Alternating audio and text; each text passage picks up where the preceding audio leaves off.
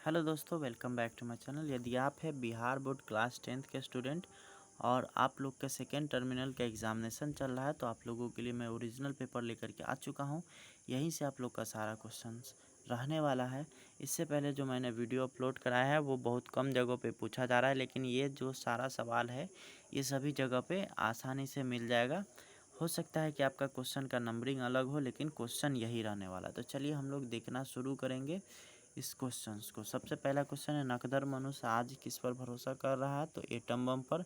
अगला है, आर्यों के पास थी तो इनमें से सभी। ठीक है। नाखून क्यों बढ़ते हैं के प्रख्यात निबंधकार कौन से दृष्टिकोण पर प्रकट करता है? तो यथार्थवादी। अगला है, मैक्स मुलर की दृष्टि में सर्वाधिक संपदा और प्राकृतिक सौंदर्य कहाँ है? तो भारत में। अगला है, तो उपदेश का जर्मन भाषा में अनुवाद किसने किया था? तो मैक्स मुलर ने। मैक्स मुलर की मृत्यु कब हुई थी? तो इसका सारा ऑप्शन गलत है। आगे की ओर हम लोग देखेंगे तो गुणाकार मूल्य का जन्म कब हुआ था? तो 1935 ईस्वी में। हिंदी के आदि कवि कौन है? तो वाल्मीकि। भारतीय लिपि की कहानी किनकी प्रसिद्ध रचना है? तो गुणाकार मूल्य की। अगला है, मौत के नगर किस लेखक का कहानी संग्रह है? तो अमरकांत का। बहादुर का पूरा नाम क्या था? तो दिल बहादुर।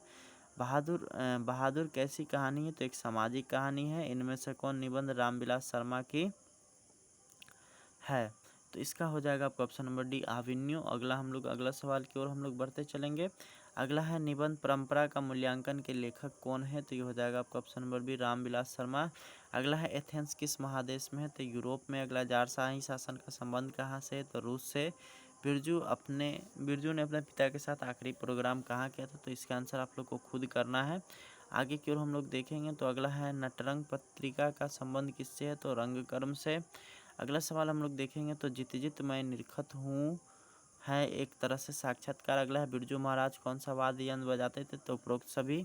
घनानंद के अनुसार कौन सा मार्ग अति सीधा है? तो भक्ति मार्ग। अगला है, अति सुधो स्नेह के मार्ग कौन किसकी रचना है? तो ये आपका हो जाएगा 22 का, वो होगा आपका ऑप्शन नंबर बी यानी घनानंद का। अगला हम लोग देखेंगे तो भारतेंदु युग के महत्वपूर्ण कवि कौन थे? तो प्रेमघन अपना आदर्श किसे मानते थे? तो भारतेंदु हरिश्चंद्र को। अगला है, दैनचरित अपलक डैश, तो इसमें हो जाएगा चिर। अगला है, किस रचना पर सुमित्रा नंदन पंत को ज्ञानपीठ पुरस्कार मिला? तो ये हो जाएगा आपका ऑप्शन नंबर डी यानी कि चिदम्बरा। अगला है, सुमित्रा नंदन पंत किस युग के कवि हैं? तो छायावाद युग के कवि। आधुनिक भारत में डैश के उदय का जयघोष करता है? तो जनतंत्र के। अगला है, सुमित्रा नंदन पंत की प्रारंभिक शिक्षा कहाँ से हुई थी? तो गाँव से। अगला सवाल हम लोग देखेंगे तो आज के युग में किसकी आशंका बढ़ गई? तो विनाश की। अगला है, मंगू जन्म से ही है तो गूंगी और पागल। ठीक है। आगे हम लोग देखेंगे तो कन्या विद्यालय में पढ़ने वाली लड़की जो बाद में पागल हो गई उसका नाम क्या था? तो इसका आंसर मुझे नहीं पता है। माँ के लिए कौन सा माँ आराध्य देव बन गया था? इसका भी आप लोग अपने से खुद से आंसर कर लेंगे। तो नगर कहानी के कहानीकार कौन है? तो सुजाता। अगला, ढहते विश्वास कहानी के कहानीकार कौन है? तो सात कोड़ी होता। अगला, लक्ष्मी की कितनी लड़कियां थी? तो इसका आंसर आप लोग खुद से कर लेंगे। अगला, मगम्मा क्या बेचती थी? तो दही। मगम्मा की बहू का नाम क्या था? तो नजम्मा। चरणों में छाले पड़ जाएंगे वे डैश लहूलुहान, तो चट्टाने। ठीक है।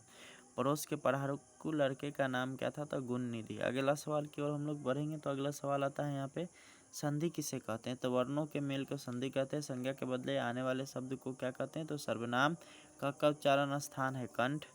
अगला हम लोग देखेंगे तो निम्नलिखित में से कौन भाववाचक संज्ञा है? तो ये हो जाएगा आपका ऑप्शन नंबर सी यानी कि लड़कपन। अगला है, मुझे किस प्रकार का सर्वनाम है? तो एक उत्तम पुरुष। अगला, वस्तुओं के नाम को क्या कहते हैं? तो वस्तुओं के नाम को संज्ञा कहते हैं। 47 नंबर का आंसर मेरे पास नहीं है। 48वां नंबर हम लोग देखेंगे तो मनुष्य और आगे बढ़ा वाक्य में कौन सा काल है? तो भूतकाल। वास्तविक में कौन सा प्रत्यय है? तो एक। सत्संग का विलोम क्या होगा? तो कुत्संग। अगला हम लोग देखेंगे नाविक शब्द का संधि विच्छेद हो जाएगा नौ जोड़ इक। अगला, समास शब्द का अर्थ क्या होगा? तो इसका सारा ऑप्शन गलत है। ठीक है। अगला हम लोग देखेंगे, परीक्षा में चोरी मत करो, इस वाक्य में मत क्या है? तो यह निषेधवाचक। अगला है, अक्ल का दुश्मन मतलब मूर्ख। अगला है, पीताम्बर किस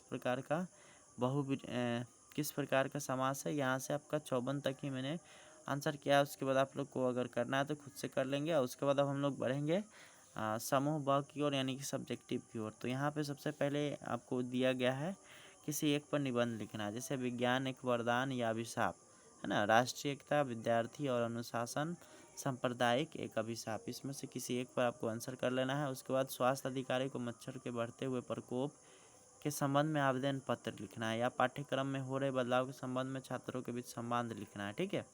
अगला है निम्नलिखित गद्यांशों को पढ़ करके आंसर करिए। तो गद्यांश को पढ़ लेना है, नीचे प्रश्न दिया गया है उसके आंसर कर लेना है।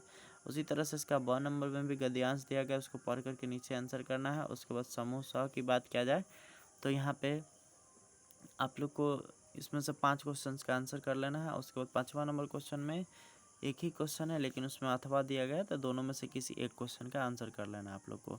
तो इस वीडियो में इतना ही। उम्मीद करते हैं आप लोग का सारा क्वेश्चन डील हो गया होगा। मिलते हैं नेक्स्ट वीडियो में। Thanks for watching. Bye bye.